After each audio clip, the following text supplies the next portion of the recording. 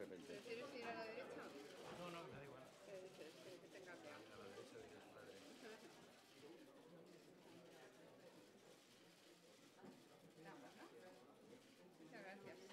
Muchas gracias, señores.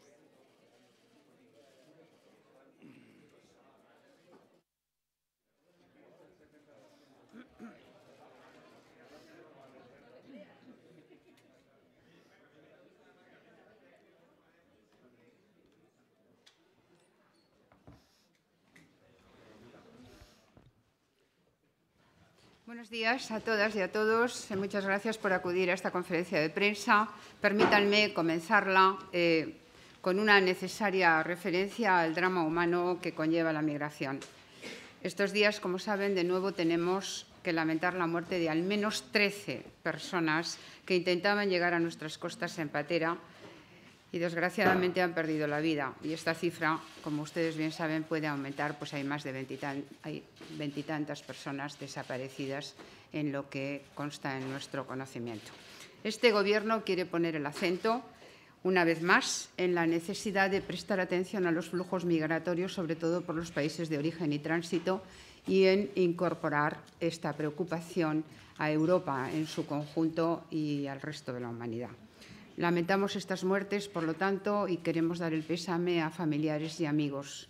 Es una cuestión muy seria que merece el abordaje de todos los que sentimos legítima y solidariamente este drama humano. Me acompañan en la mesa, como ustedes ven, la ministra de Hacienda y el ministro de Fomento. Ambos tomarán la palabra para explicar sus respectivos temas y, además, para todas aquellas consideraciones que ustedes quieran hacer y dirigirles. Este Consejo de Ministros ha aprobado un Real Decreto Ley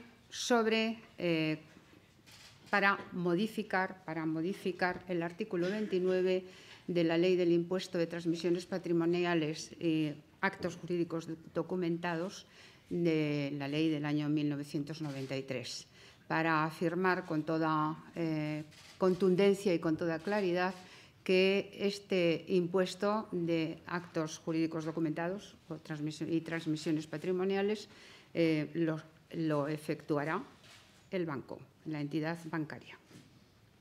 Como saben ustedes, incluso antes de producirse la sentencia del Tribunal Supremo sobre esta cuestión, la controvertida sentencia del Tribunal Supremo sobre esta cuestión, ya este Gobierno manifestó su voluntad de estar junto a los ciudadanos y de prestar el apoyo que fuera necesario a las comunidades autónomas que son depositarias de este impuesto.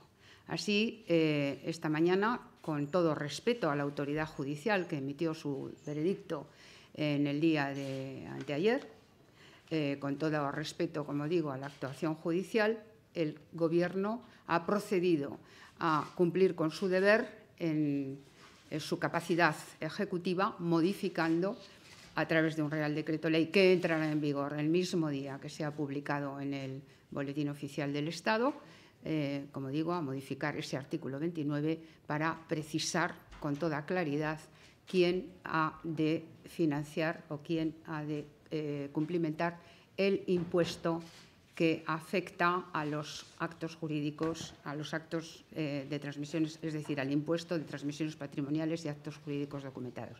Como ustedes saben, será la banca.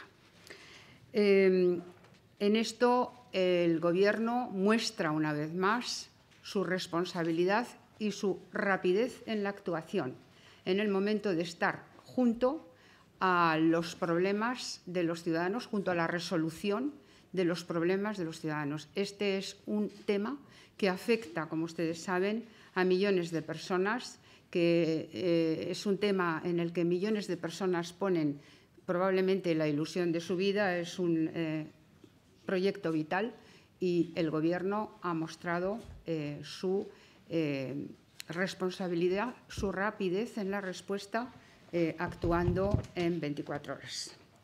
Asimismo, queremos hacer una llamada, seguimos haciendo una llamada importante a las fuerzas políticas para que entren a negociar los presupuestos. La negociación presupuestaria avanza, la ministra de Hacienda nos dará cuenta a continuación, pero ciertamente queremos hacer una llamada a la política y a la responsabilidad de aquellas fuerzas independentistas catalanas que acompañaron la moción de censura y en cuya moción de censura obviamente gravitaban dos elementos. Uno, efectivamente, trabajar contra la corrupción del Partido Popular, que era el partido que sustentaba al partido del gobierno, el gobierno del Partido Popular, encabezado por Mariano Rajoy, y la otra cuestión era hacer un cambio para España, un cambio de agenda del cambio, con un despliegue de la agenda social, un despliegue que permitiera que España dispusiera de más recursos. El problema de España no es un problema de gastos, es un problema de ingresos, que dispusiera de más recursos para que después de 5 años de crecimiento sostenido que habían afectado a las cifras macroeconómicas, esos recursos pasaran a las familias, pasaran a las casas, pasaran a la vida de las personas. Y por eso este proyecto de presupuestos recoge precisamente ese blindaje del estado de bienestar, pasando a las familias aquella recuperación de derechos que habían perdido durante la crisis. Así que, efectivamente, lo que nosotros venimos a decir es que tiene que ver el incremento de un salario mínimo interprofesional a 900 euros para todas las familias que estén para todas las personas que estén en esa situación en España, Cataluña incluida, con la suerte que pueda correr el proceso que, como sabemos, está en manos del Tribunal Supremo, que tiene independencia judicial para poderlo llevar a cabo. Por tanto, pedimos a todas las fuerzas políticas, a las fuerzas independentistas en primer lugar, pero al resto de fuerzas políticas también, que entren a hacer política, que entren a debatir y a negociar los presupuestos, porque esos presupuestos que afectan a pensiones, que afectan a subsidios de desempleo, que afectan a la ciencia, y la ciencia es creación de conocimiento, que afectan a la educación, merecen la pena para mejorar la vida de las personas. Tenemos agenda nacional e internacional, asimismo. En la agenda nacional, el presidente ha recibido al presidente de la Junta de Extremadura, Guillermo Fernández Vara, y ambos coincidieron en que la principal prioridad de Extremadura es el ferrocarril, como ustedes conocen bien, y las inversiones en este ámbito. Así que el presidente del Gobierno se comprometió con el presidente de Extremadura a que los trenes de alta velocidad entre Plasencia y Badajoz comiencen a circular en 2020. Y ya entrando en asuntos del Consejo de Ministros, pues empiezo por hablarles de la exhumación de Franco. Hoy en el Consejo de Ministros hemos acordado continuar con el procedimiento, es decir, hemos concluido. Ustedes saben que estamos abordando un acto administrativo. Hemos concluido el proceso de alegaciones y el Consejo de Ministros ha acordado la continuación del procedimiento de exhumación de Franco, con lo cual el Consejo de Ministros ha encargado a la ministra de Justicia que remita al Ayuntamiento de San Lorenzo del Escorial el proyecto necesario para llevar a cabo la exhumación, cuya redacción ha de encargarse a los servicios técnicos de Patrimonio Nacional, porque ustedes saben que la tramitación ha de hacerse con arreglo a lo previsto en la disposición adicional 10ª del texto refundido de la Ley del Suelo y Rehabilitación Urbana.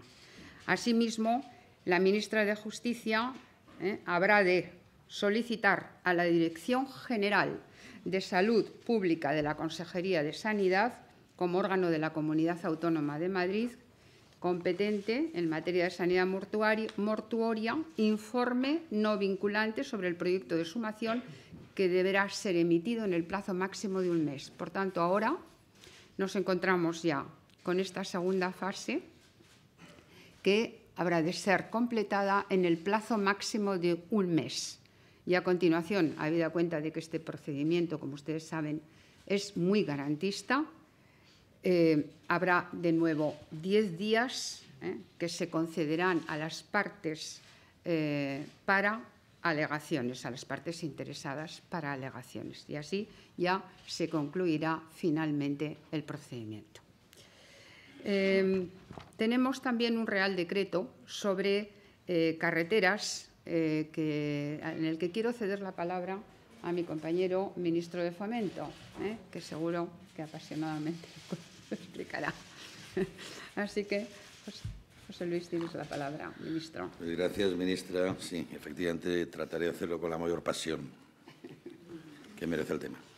Bueno, es un Real Decreto sobre medidas urgentes en materia de carreteras que viene a modificar 3 artículos y que añade una disposición. Son cuestiones para conseguir una mayor eficacia en la gestión, una mayor legitimidad en las actuaciones y también garantizar la seguridad en la movilidad. De una parte, tiene que ver con que, a partir de ahora, los proyectos de carreteras que vayamos aprobando y que incorporan efectos expropiatorios, pues adquieran la declaración de utilidad pública y, por lo tanto, la necesidad de ocupación de esos bienes, de tal modo que vaya implícito ya en la propia redacción del proyecto el carácter de utilidad pública, lo que nos permite que, a su vez, la expropiación tenga un carácter de urgente. Nos facilita la actuación, que siempre dificulta mucho toda la labor expropiatoria para desarrollar estos proyectos.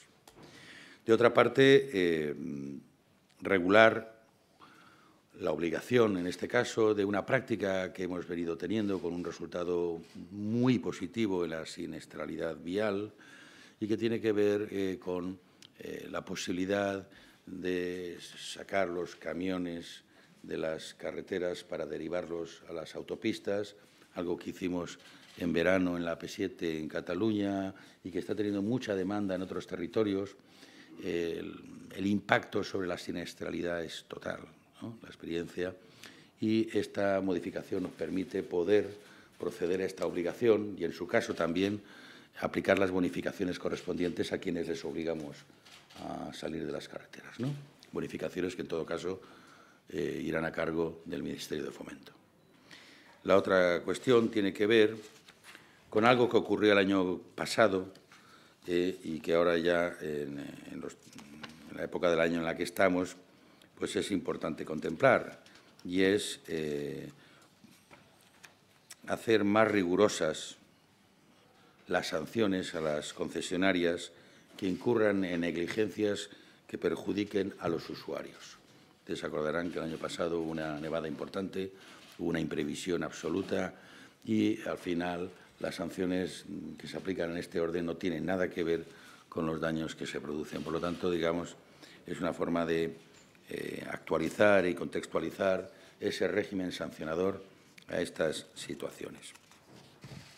Y, finalmente, una disposición adicional que permite que la Sociedad Estatal de Infraestructuras del Transporte, SEIDSA, que está ahora gestionando las radiales que rescató el Gobierno del Partido Popular, que promovió y luego rescató un Gobierno del mismo signo político, pues que la sociedad que actualmente está gestionando los peajes los pueda seguir haciendo, es decir, que tenga un título habilitante para poder seguir gestionando estas autopistas.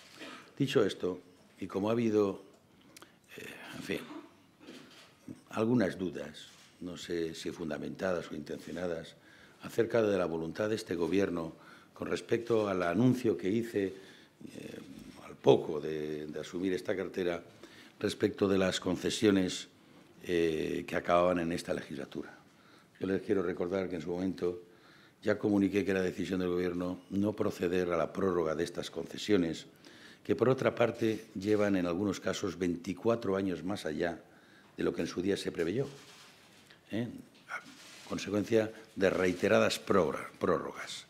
Bien, ya lo dije que no íbamos a prorrogar aquellas concesiones que finalizaran en el ámbito temporal de la presente legislatura, que iban a ser liberadas, que iban a pasar a la red general. Bueno, ya lo son, de hecho, pero, digamos, con un uso gratuito. Y, paralelamente, también es verdad, y acogiéndome a aquellas palabras, que invitaba al conjunto de formaciones políticas para proceder a una reflexión sobre la sostenibilidad de la red viaria en general, la red de alta capacidad, ¿no?, que son autovías y autopistas. De hecho, ya instamos, a través de nuestro grupo parlamentario en el Congreso, a la creación de una subcomisión para el estudio de esta sostenibilidad. Lo ideal es que pensemos que tenemos una red de 20.000 kilómetros aproximadamente de alta capacidad que exige un mantenimiento, y lo exige porque es una vez más allá de la evidencia, es porque los presupuestos generales del Estado, año tras año, las partidas de conservación disminuyen y, sin embargo, la red no ha dejado de crecer. Por lo tanto, es curioso que es la única infraestructura de transporte que se pretende gratuita cuando no hay ninguna otra que así es, porque las infraestructuras portuarias tienen un coste, las infraestructuras aéreas, los aeropuertos tienen un coste, las infraestructuras ferroviarias se paga un canon por el uso de las vías y, curiosamente, salvo las autopistas de peaje, en el resto de vías no hay ninguna contribución por parte de ningún tipo de usuario. No ya los vecinos, sino los turísticos, los comerciales, que producen un deterioro de la vía y, sin embargo, no hay ninguna reversión. Esto es un elemento de reflexión que aporto. Pero, ¿qué quiere decir? Que es evidente que para tomar un modelo, tiene que ser un modelo igualitario. Tiene que ser un modelo que atienda en su integridad el territorio nacional sin establecer diferenciaciones. Tiene que aplicarse sobre el principio de la igualdad territorial. Y lo que ahora mismo nos ofrece el mapa viario es que hay territorios que están penalizados y territorios que no hay ningún gravamen en el uso. Eso, evidentemente, constituye una discriminación en el territorio. Por lo tanto, es voluntad del Gobierno que se produzca una igualación en las situaciones, con independencia de que, efectivamente, en el Congreso se vaya produciendo este trabajo, que lo ideal es que formara parte de un consenso de las formaciones políticas, apostando por un modelo de sostenibilidad, como ocurre también en Europa, ¿no? Sea el que sea, pero que tengamos un modelo y no diversos modelos o experiencias diversas según el territorio. Por lo tanto, invitamos a esa reflexión y, mientras tanto, la voluntad es cumplir con el compromiso que anunciamos y con el propósito, además, de que estas vías pasen a tener el mismo tratamiento que el resto de vías. Y lo digo porque, en este caso, el 30 de noviembre finaliza la concesión de AP1 en Burgos, y, por lo tanto, el día 30 de noviembre cesará la concesión y el uso será gratuito de la autopista. Igual suerte correrán, lógicamente, aquellas que, como dije, vencen en la presente legislatura. Las demás mantienen, como debe ser, por un principio de seguridad jurídica también, mantienen sus periodos. Y en el caso de las radiales, como bien saben, por más que las hayamos rescatado, tienen sus periodos concesionales y también, en este caso es importante, porque esos periodos concesionales determinan también la posibilidad de amortizar la inversión. Que la haga quien la haga, pues hay que amortizarla. Yo creo que ministro. ¿He cumplido con pasión o no? Sí, muy apasionadamente. Me he ido apasionando sobre la marcha. Gracias, ministro. También este Consejo de Ministros ha aprobado un Real Decreto que modifica, a su vez, incorpora la modificación de 4 reales decretos referidos a la política agraria común. Ustedes saben lo importante que es la política agraria común por la incorporación de recursos que ello supone. Ha habido nuevos reglamentos y, por tanto, la política agraria española tiene que adaptarse a la política agraria europea. Es muy importante que aquí se refuerce la prevención de posibles abandonos en pastos, porque ya se han contabilizado casos en los cuales se reciben recursos y luego se abandonan los pastos, y además se flexibilizan determinados aspectos de las ayudas de tal forma que se favorezca especialmente a la incorporación de los jóvenes agricultores. Una cuestión bien interesante para los que nos oyen, para los usuarios, es que se establece con toda claridad el periodo para solicitar las ayudas directas de la PAC entre el 1 de febrero y el 30 de abril de 2019, estando previsto abonar más de 4.950 millones de euros sobre la base de las solicitudes. es una cantidad importante y, por tanto, yo creo que los agricultores y ganaderos estarán, sobre todo los agricultores, estarán atentos a esta cifra. También este Consejo de Ministros ha acordado autorizar a la Agencia Estatal de Investigación la convocatoria correspondiente al año 2018, con tramitación anticipada, para la concesión de las acreditaciones y ayudas públicas de centros de excelencia Severo Ochoa y María de Maeztu. Ustedes saben que en relación a 2011, durante estos últimos años, hemos retrocedido de manera importante en el gasto público en ciencia. Y la ciencia es capital para el desarrollo de un país.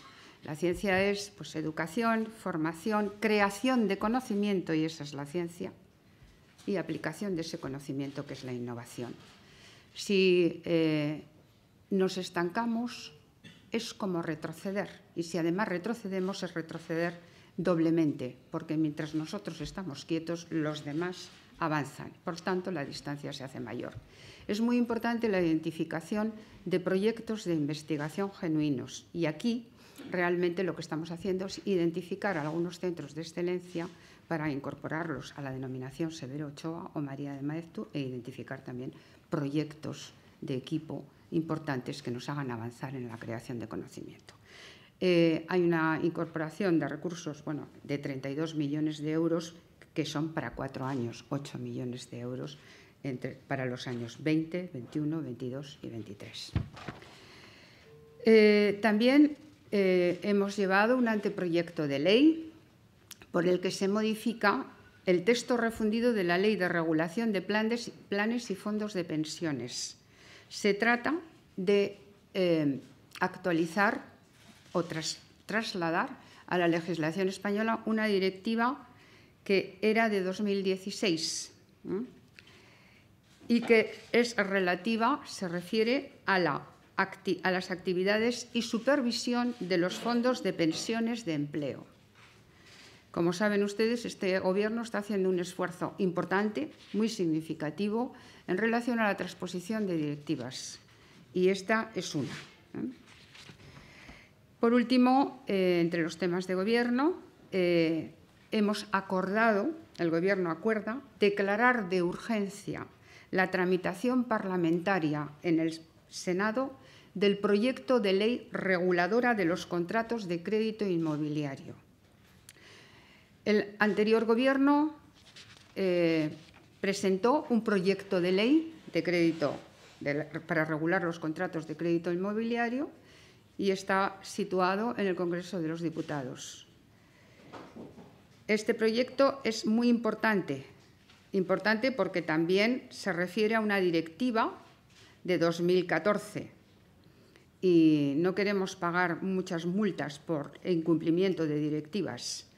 De facto, lo que hace hoy el Gobierno es solicitar la tramitación de urgencia de este proyecto de ley, por el cual se endurecen los requisitos que deben cumplirse para el inicio de la ejecución del préstamo, se prohíben con carácter general las ventas vinculadas a las entidades de crédito, hay una política retributiva de los prestamistas diferente. Por lo tanto, estando en el Congreso, pedimos que pase al Senado y que además se tramite con carácter de urgencia, con lo cual, en vez de pasar 2 años, o digo 2 años, 2 meses, en 20 días naturales podremos tramitar esta ley en el Senado. Y ya nos sometemos a sus consideraciones. Muchas gracias. Sí, perdón.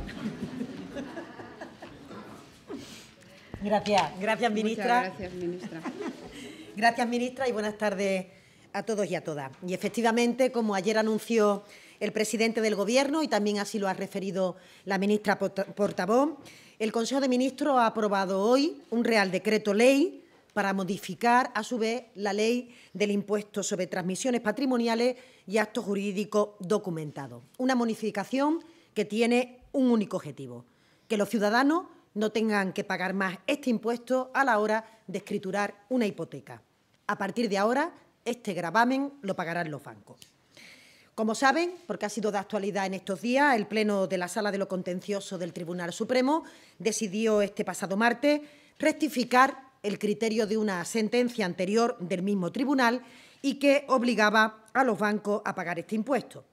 Eso ha generado, ustedes lo han comprobado por sí mismos, una gran alarma social y también inseguridad jurídica en los ciudadanos y en el propio mercado hipotecario.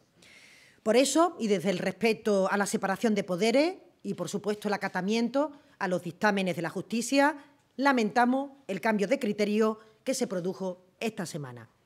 Sin embargo, como dijo el presidente en el día de ayer, el martes se pronunció el Poder Judicial y hoy le ha tocado hablar al Poder Ejecutivo. De hecho, el Gobierno, que tiene entre su responsabilidad velar por el interés general de los ciudadanos, tiene que garantizar también la seguridad jurídica del marco normativo para el normal funcionamiento del mercado hipotecario. Dos cuestiones que, a nuestro criterio, quedaron en entredicho estas últimas semanas. Por eso, el Ejecutivo ha decidido actuar con celeridad y modificar la ley, dejando claro que a partir de ahora serán los bancos quienes deberán pagar este impuesto una vez que entre en vigor este Real Decreto.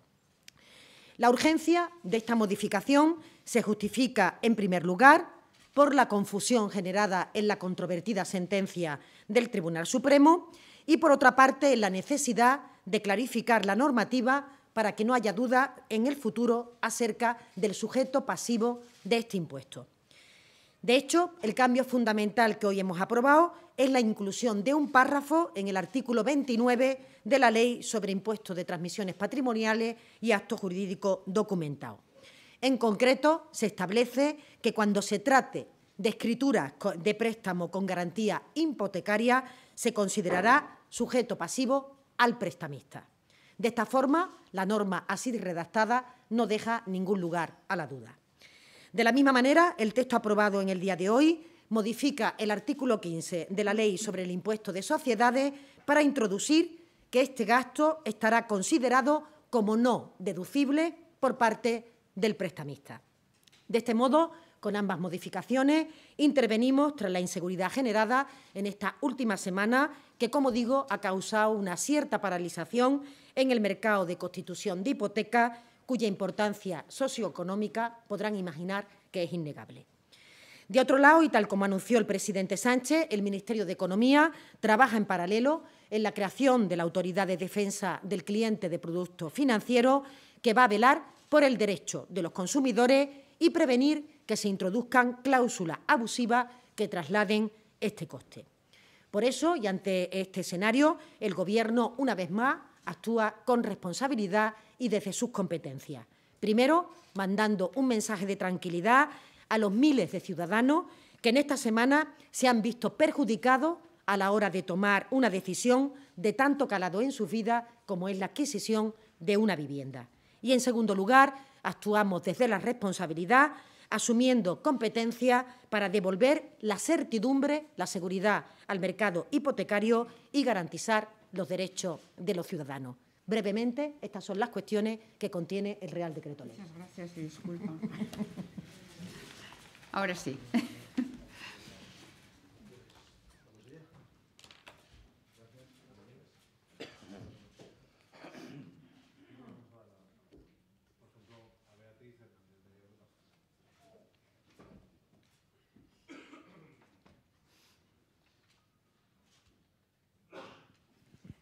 Buenos días. Yo quería tratar el tema de Franco, por lo que nos ha contado la portavoz y teniendo en cuenta los trámites que faltan por hacer, pues quizás a finales de año estaría terminado el procedimiento de exhumación. Pero yo quería confirmar que el Gobierno va a esperar, antes de sacar a Franco, a que se apruebe la reforma que está en curso en el Congreso de los Diputados de la Ley de Memoria Histórica, que persigue garantizar que los restos de Franco no vayan a la cripta de la Almudena.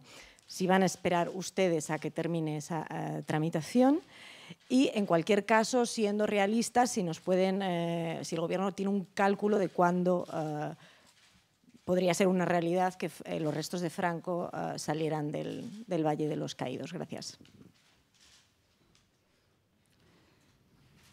El Gobierno no ha establecido ninguna secuencia entre la exhumación y la inhumación. Parece una cuestión lógica y, además, como usted sabe, se está trabajando en el proyecto de ley de modificación de la ley histórica. Se está trabajando, se está en plazo de enmiendas y, por lo tanto, creemos que una cuestión llegará a ajustarse a la otra.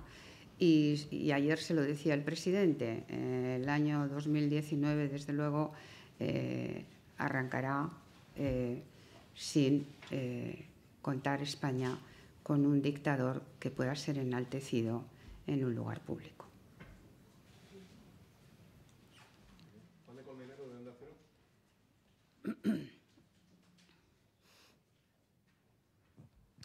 Sí, buenas tardes. Buenas tardes. Tengo una pregunta para la ministra de Hacienda respecto al impuesto de actos jurídicos documentados. ¿Tiene el Gobierno alguna fórmula o capacidad para que las entidades financieras no repercutan en el cliente la modificación de este impuesto? ¿Puede el Gobierno de alguna manera obligar a los bancos a que pues, no suban el tipo de interés o no apliquen algunas comisiones extras a las hipotecas? Eso por un lado. Y luego a la ministra portavoz, si me permite. Ayer el presidente del Gobierno mostró de nuevo su intención de agotar la legislatura. En el caso de que no se aprueben los presupuestos, ¿tendría intención también el presidente del Gobierno de someterse, por ejemplo, a una cuestión de confianza? Muchas gracias. Sí, respecto a la primera cuestión, evidentemente el Gobierno, y lo he transmitido también en mi intervención, velará porque no se produzca ningún tipo de traslado de costes a los clientes financieros y, además, que no se incorporen cláusulas abusivas dentro de los contratos que regulan las hipotecas y el establecimiento de sus garantías jurídicas. Es por eso que le he comunicado que el Ministerio de Economía está trabajando en paralelo en la creación de la autoridad que el presidente anunció en el día de ayer, una autoridad en defensa de los clientes financieros, una herramienta que estará disponible en unas semanas, que la ministra de Economía les podrá presentar, y en todo caso estaremos velando porque no se produzcan cláusulas abusivas de ningún tipo. Dicho esto, es importante recordar que la elevada competencia que existe en el mercado financiero permitirá que las diferentes entidades puedan aportar una oferta en relación con las hipotecas que haga absolutamente competitiva la suscripción de la misma. O dicho de otra manera, en el funcionamiento del mercado hipotecario, evidentemente las condiciones que se le trasladen al cliente son decisivas a la hora de que una persona decida suscribir una hipoteca con una entidad financiera y con otra. Es un mecanismo intrínseco de autorregulación del propio mercado hipotecario. Sí, gracias, ministra. El Gobierno no trabaja con hipótesis, el Gobierno trabaja con realidades. El Gobierno tiene intención firme de agotar la legislatura y de continuar con su acción de Gobierno. Y la primera cuestión que tenemos encima de la mesa, obviamente, es el trabajo para que las cuentas públicas salgan adelante. Ese es el primer trabajo. Pero, además de eso, tenemos acción de Gobierno abundante que está siendo respaldada por la ciudadanía. No adelantamos hipótesis de ninguna naturaleza. Trabajamos con realidades, no con hipótesis.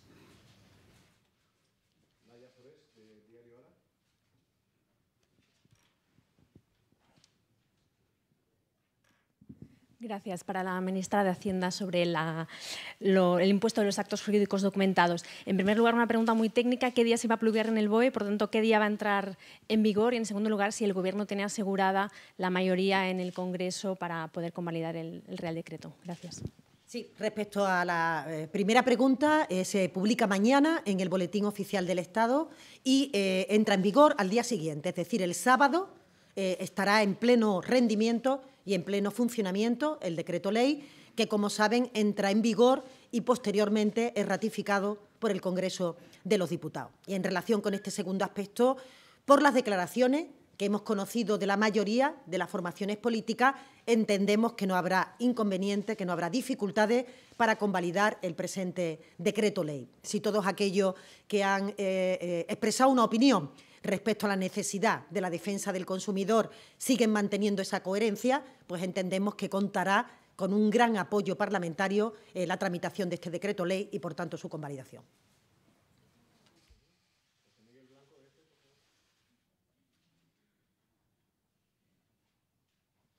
Gracias, buenas tardes. Para la ministra de Hacienda, respecto a las declaraciones que están realizando los grupos, quería saber qué valoración, qué opinión le merecen las que han realizado algunos dirigentes del Partido Popular, en los que, a la espera de conocer con detalle el decreto que hoy han publicado, que hoy han aprobado, estaban comentando que era una tomadura de pelo el anuncio del presidente del Gobierno.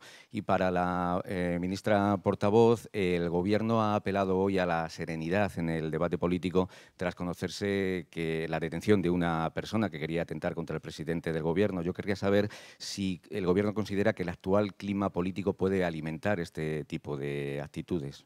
Gracias. Mire, yo creo que en relación con la primera pregunta, escuchar simplemente las contradicciones en las que cae el Partido Popular cuando habla de estas materias, creo que permite fijar un criterio por parte de todos ustedes a propósito de esta cuestión en la que navega el Partido Popular, que parece que se opone a todo lo que es iniciativa del Gobierno, a pesar de que le dé respuesta a las cuestiones que ellos previamente también parecen denunciar respecto a la indefensión de los consumidores en esta materia. Es decir, hay una contradicción en esa propia afirmación en la que, por una parte, se pide que haya una protección de los consumidores, pero, por otra parte, cuando el Gobierno toma la iniciativa, pues da la impresión de que el Partido Popular pues no le gusta que el Gobierno haga y cumpla con su responsabilidad y, de alguna manera, ponga encima de la mesa la solución a un problema que se ha generado en los últimos días. Yo espero que el Partido Popular, cuando se tramite el decreto ley, vote a favor del decreto ley. Y si no, tendrá que explicar si está a favor de que sean los consumidores, los ciudadanos, los clientes, los que paguen este impuesto, o si está a favor de que sea el banco. Porque si no se apoya este decreto ley, la expresión que se está reflejando es que uno prefiere que se pague por parte de los consumidores en vez de las entidades financieras. No obstante, creo que es el propio Partido Popular el que tiene que explicar esta contradicción en la que siempre cae. Y, sobre todo, hay que decirle al Partido Popular que apoyar las iniciativas del Gobierno que velan por el interés general de los ciudadanos no es apoyar al Gobierno, es apoyar justamente la protección de las personas y apoyar los derechos que tenemos que proteger todos en defensa del interés general. Sí, efectivamente el Gobierno pide serenidad y pide prudencia. Lo consideramos un incidente aislado. Todos los gobiernos durante todas las épocas han vivido incidentes de esta naturaleza y está en este momento en el ámbito judicial. Por tanto, serenidad. Se entiende el interés mediático que pueda tener esta noticia, pero, hombre, yo creo que aquí tiene que actuar la responsabilidad, la serenidad y la prudencia. No conocemos más del caso y, bueno, la relación obviamente con los Mossos, etcétera, pues es una relación correcta. Hemos sabido de manera correcta las actuaciones y está en el ámbito judicial.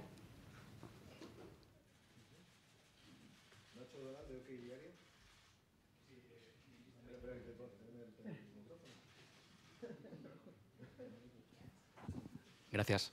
Sí, ministra, yo quería preguntarle al hilo del impuesto de actos jurídicos documentados, ¿por qué este impuesto, que claramente abusivo para mucha gente, como ha dicho la ministra Celaá, pues afecta a millones de personas, a un proyecto vital, por qué este impuesto en comunidades que ha gobernado el Partido Socialista, como por ejemplo usted, como consejera de la Junta de Andalucía, en ese momento o durante estos años no se ha suprimido o bajado? ¿Qué encuentran ahora para que se realice? Y si no se han planteado ya como ejecutivo, suprimirlo directamente, que sería probablemente lo que la gente querría. Gracias. Sí, en relación con esta pregunta, sí decirle que el impuesto de actos jurídicos documentados aporta a las arcas públicas autonómicas anualmente en torno a unos 2.000 millones de euros. Por tanto, las comunidades autónomas, que son las responsables de proveer la sanidad, la educación, el acceso a la vivienda, las políticas de dependencia o de protección social, necesitan recursos para poder hacer efectivos los derechos de los ciudadanos.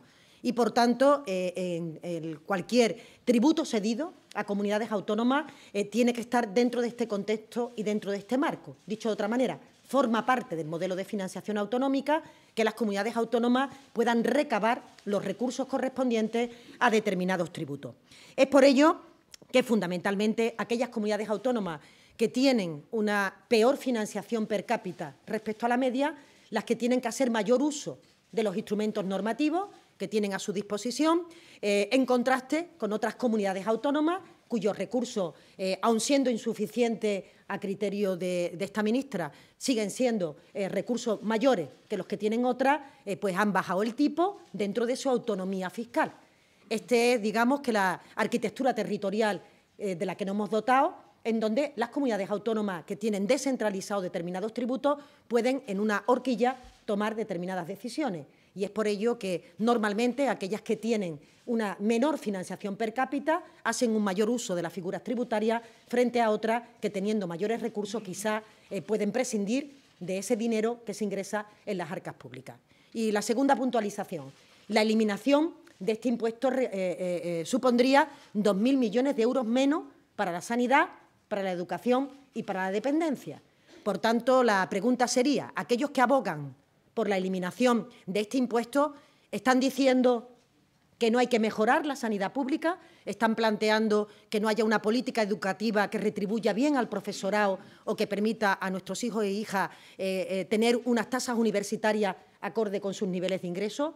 Quien elimina la fiscalidad tendrá que plantear cuál es el instrumento alternativo para dotar esos recursos, y si no, tendremos que entender que es a costa del deterioro del estado del bienestar. Y este Gobierno no va a compartir ninguna medida que suponga un deterioro del estado del bienestar, todo lo contrario. Nuestro interés es fortalecerlo.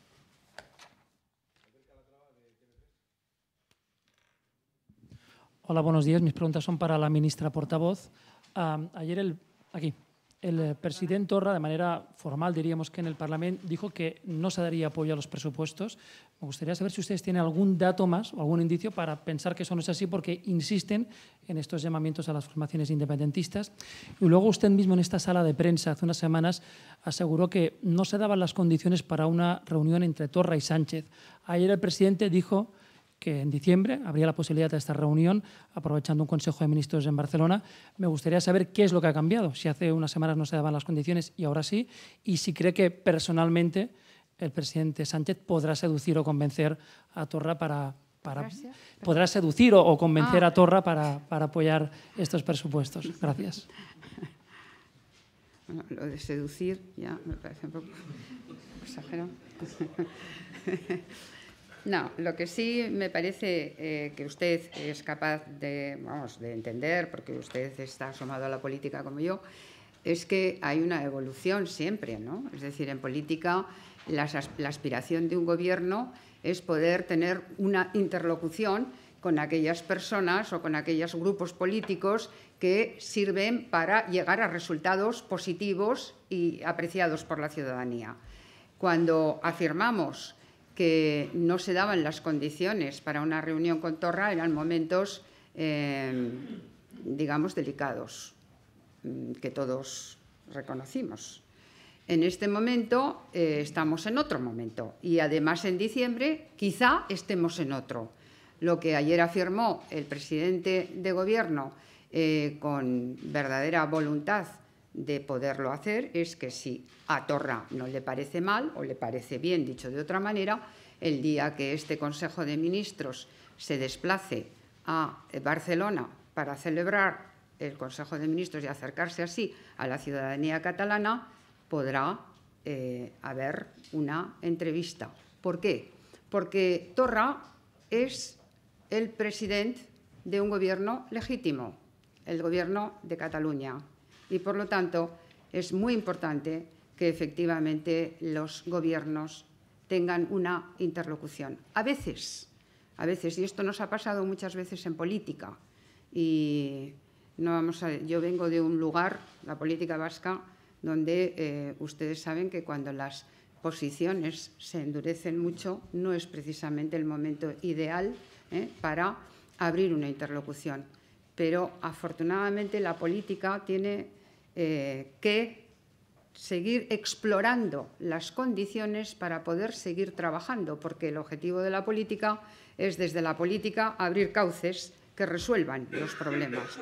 Y esa es la cuestión, es decir, que en un momento de mucho endurecimiento no es el lugar ni sitio adecuado ni momento adecuado para abrir una interlocución. Hay otros momentos que precisamente puedan ser más propicios para lograrlo. Bueno, vamos a ver cuál será el momento en diciembre. Ayer el presidente del Gobierno adelantó su disposición para poder establecer una reunión con Torra. Cuando en esta misma sala dijimos que no era el momento más adecuado, estábamos en un momento muy delicado, como ustedes bien saben.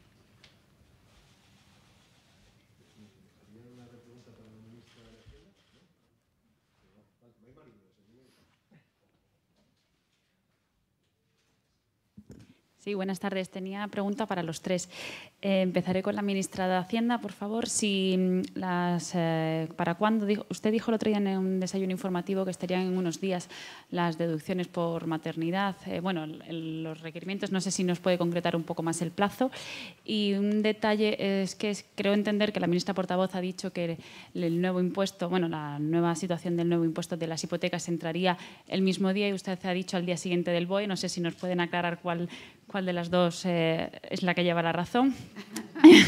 Tenía dos preguntas para el ministro Ábalos, que a cuánto ascenderán las nuevas multas y si mantiene la intención de relicitar las autopistas rescatadas. Son preguntas encargadas, digo por si las he formulado mal. Y para la ministra portavoz, sobre el tema de Franco, no nos ha quedado claro si vinculan al final o no la salida de los restos del dictador del Valle de los Caídos con la conclusión en el Congreso de la reforma de la Ley de Memoria, porque por un lado nos había dicho que no son secuencias distintas, pero por otro sí lo relacionaban. Entonces no sé si se va a proceder a una exhumación sin saber hacia dónde se enterrarían. Gracias. En relación con la primera cuestión sobre la devolución del IRPF por maternidad, como comenté esta semana, será en las próximas, en las que se planteará un formato fácilmente accesible para todas las ciudadanas que se encuentren en esa situación, al objeto de que la tramitación de la devolución se haga sin tener que aparejar desplazamientos innecesarios o molestias añadidas a las personas con los datos que ya contempla y contiene la propia agencia tributaria. Así que será en las próximas semanas, tras el trabajo técnico que está desarrollando la propia agencia tributaria. Y respecto a la segunda parte de la pregunta, la ministra portavoz siempre lleva la razón, por tanto no es esa la cuestión. La cuestión es que entra en vigor la publicación, se produce mañana y entra en vigor al día siguiente. Entonces, como la publicación es mañana viernes, sería el sábado el primer día en donde el decreto ley estaría plenamente operativo. En relación a Franco, de nuevo, no ha sido tratada esa secuencia en Consejo de Ministros. Sería, por mi parte, bastante aventurado establecer ahora una relación secuencial. No hemos de ninguna manera subordinado la exhumación a la inhumación, pero comprenderán ustedes que haremos lo posible para que sea coherente un movimiento con el otro. Y para ello tenemos la fase de enmiendas de la ley de modificación de la memoria histórica abierta. Perdón. Las sanciones, para adquirir el carácter, por ejemplo, de muy grave, se establecen los tiempos de desatención, los vehículos afectados, pero, en fin, depende del caso, van entre 15.000 a 300.000 euros. Hasta ahora la máxima estaba en 15.000. Por lo tanto, se endurece bastante. Y respecto a lo de las relicitación de las rescatadas, de momento estamos evaluando aún la responsabilidad patrimonial. Por lo tanto, quizá no es el momento, hasta en tanto no tengamos claro cuál es lo que supone para el Estado el haber rescatado estas autopistas. Estamos todavía evaluando la responsabilidad patrimonial y luego ya veremos las antiguas concesionarias qué les va a parecer. Pero esto es algo que se nos ha dejado. Y luego, por otra parte, porque relicitar cambia mucho respecto de la concesión que tenían, porque en su momento las concesiones se hicieron en función de una inversión que además llevaba aparejas algunas expropiaciones. En este caso, en la medida en que el Estado ha asumido toda esa responsabilidad, por lo tanto, asume el coste de la inversión, asume el coste de las expropiaciones, no podríamos relicitar por esos conceptos. sino que solamente podríamos relicitar por la explotación de la autopista, por la gestión. Y, por lo tanto, eso hace que las posibilidades de beneficio económico bajen muchísimo y también el periodo de concesión está limitado por normativa europea, pues bajará también mucho, de tal modo que el interés de la iniciativa privada aquí es mucho más relativo porque te baja mucho el umbral de tiempo, el periodo de tiempo y también la capacidad para poner los peajes porque se limitaría exclusivamente a la operación de la autovía. Pero lo importante es que primero tengamos claro cuál es la responsabilidad patrimonial que al Estado le corresponde asumir por aquel rescate.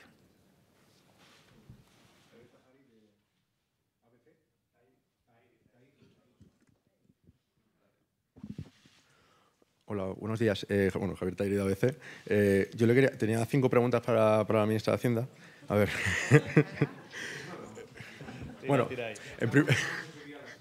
en primer lugar, a ver, era sobre el impuesto de actos jurídicos documentados, si había tratado con las comunidades autónomas cómo se iban a articular a partir de ahora las bonificaciones para personas físicas, porque claro, si ahora pagan los bancos, el sujeto pasivo cambia.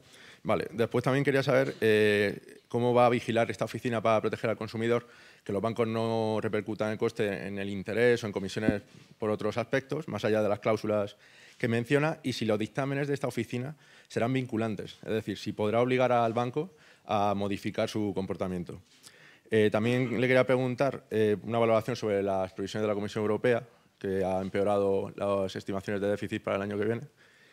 Y, por último, si en la Ley de Estabilidad han negociado ya con grupos parlamentarios para aprobar la modificación en el Congreso de Diputados, algún calendario. Gracias. Bien, vamos por partes, ¿no? En relación con la primera cuestión, sí, el Gobierno tiene previsto convocar a las comunidades autónomas, en concreto a la Comisión de Tributos, que es el órgano que se encarga, de alguna manera, técnicamente, de armonizar, de aclarar las dudas respecto a cualquier cuestión que afecte a tributos cedidos de comunidades autónomas. La semana que viene, a principios de la semana que viene, se convocará este órgano que está compuesto por los directores generales de tributos, normalmente de comunidades autónomas, y evidentemente desde el momento en el que se plantea que sea el prestamista, entidades financieras, las que paguen este impuesto, decaen aquellas bonificaciones que iban dirigidas a ciudadanos y que, por tanto, tenían que ver con personas que tuvieran una discapacidad o personas menores de edad. En fin, algunos de los requisitos decaerían porque, evidentemente, no se puede aplicar a la persona jurídica, sí a la persona física.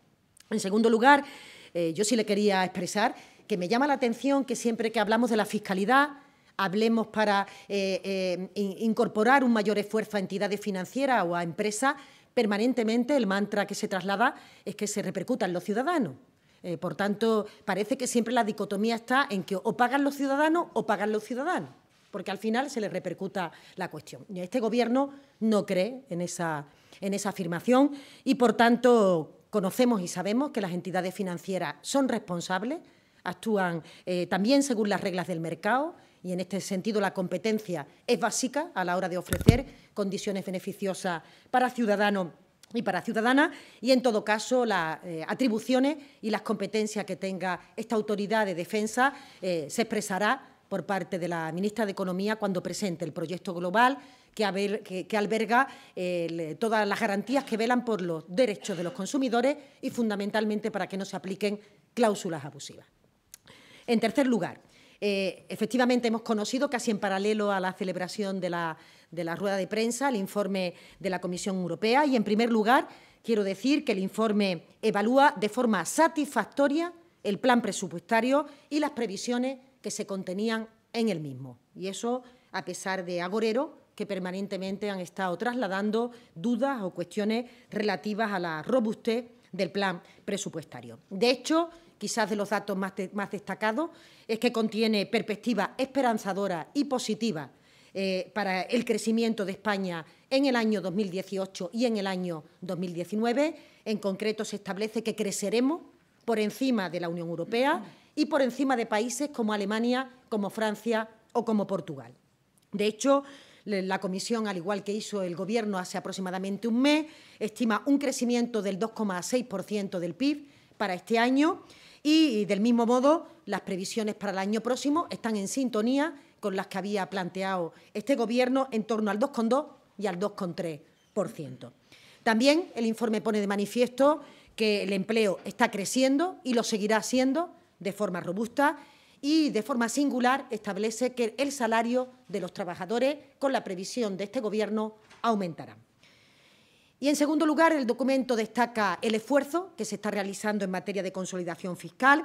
El plan presupuestario reconoce ajuste del déficit, reconoce disminución de la deuda y reconoce el superávit primario de nuestras cuentas públicas por primera vez desde el año 2007. Las variaciones, las previsiones distintas que puedan tener sobre estos parámetros depende de la metodología utilizada y, sobre todo, están pendientes de la remisión definitiva del proyecto de presupuesto, porque, evidentemente, la letra, el instrumento que pone en valor estas previsiones se contempla tanto en las normas tributarias que se están tramitando como en el proyecto de presupuesto y, por tanto, se remitirá en el momento en que esté finalizada su tramitación. Y también hay un ajuste sobre estos parámetros con motivo del efecto del deflactor del PIB, que la Comisión Europea lo refleja en un nivel inferior al que hizo el Gobierno de España y, por tanto, la ratio se ve ligeramente alterada. En todo caso, insisto en que la evaluación que se hace por parte de la Comisión Europea es positiva, es satisfactoria y se encuentra en los términos establecidos en el Pacto de Estabilidad y Crecimiento de la Unión Europea. Y, por último, respecto a la Ley de Estabilidad o a la tramitación de los presupuestos, decirle que sigue su curso la tramitación de la ley orgánica. Nosotros estamos confiados en que las palabras pronunciadas por el Partido de Ciudadanos respecto a que no va a poner ninguna traba a la tramitación de la ley se hagan realidad y, por tanto, no se amplíen los plazos de enmienda hasta el infinito, sino que realmente podamos tener durante los próximos meses ya resuelta esta circunstancia relativa a ser esta la única ley en la que el Senado se reserva el derecho de veto. Y decirle también que seguimos hablando con las fuerzas parlamentarias con las que queremos trabajar y seguir apoyando estos presupuestos. Decirle que este país necesita el debate de presupuestos, el país necesita concentrar su debate en los problemas cotidianos de los ciudadanos. Necesitamos que las formaciones políticas hablemos de la sanidad, de la educación, de la seguridad ciudadana, del acceso a la vivienda, de la creación de infraestructuras o del salario mínimo interprofesional o de la revalorización de las pensiones para el año que viene.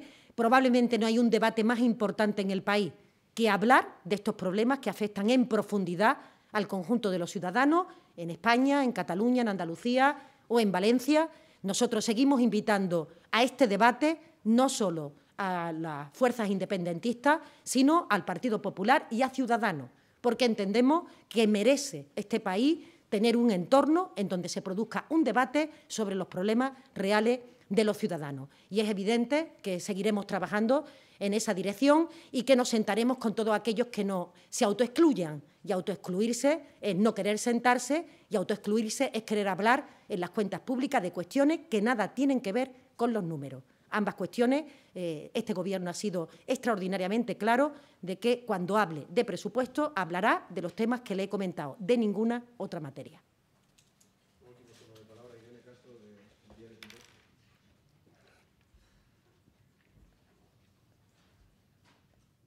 Hola, ¿qué tal? Buenas tardes. Yo tengo una pregunta también para cada uno.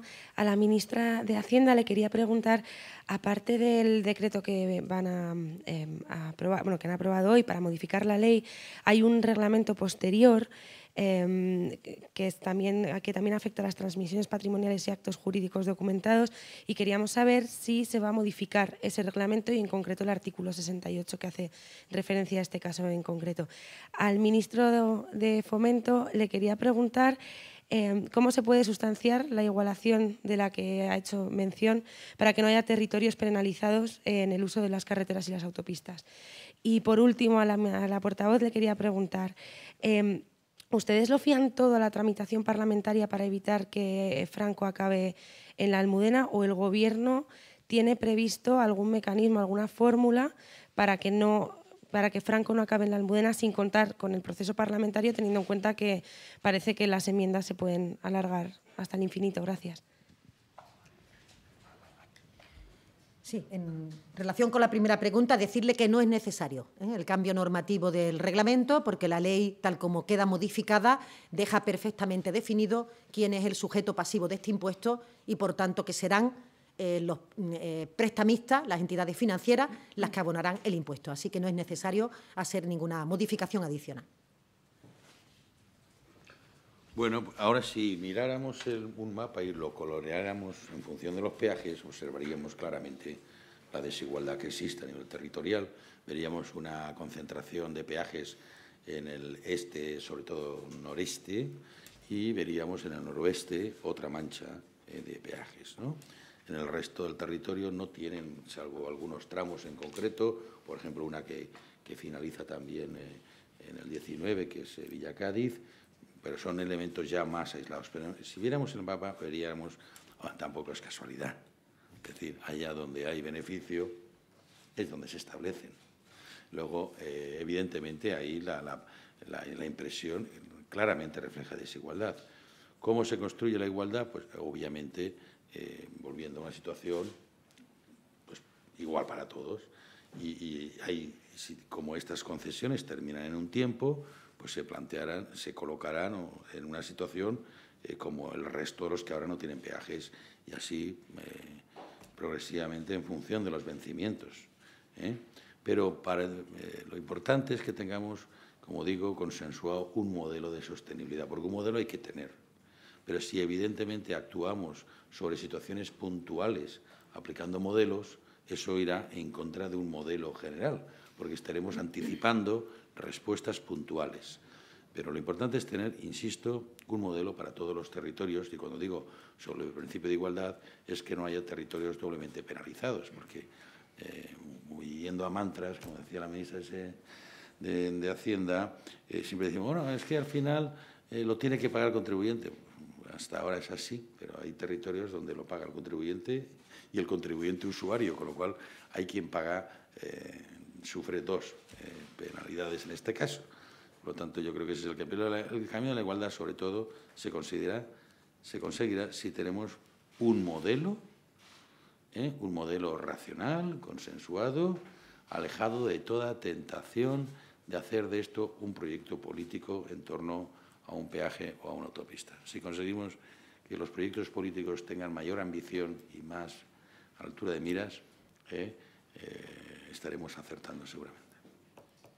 Sí, gracias, ministros. El Gobierno de España no va a permitir que un dictador siga ocupando un lugar público que se preste al enaltecimiento. Y eso con la ley en la mano y con todas las declaraciones del Parlamento Europeo, con toda la legislación española. Por tanto, habilitará los recursos y el procedimiento que estime oportuno para evitarlo. Ustedes lo conocerán en tiempo y forma. Muchas gracias.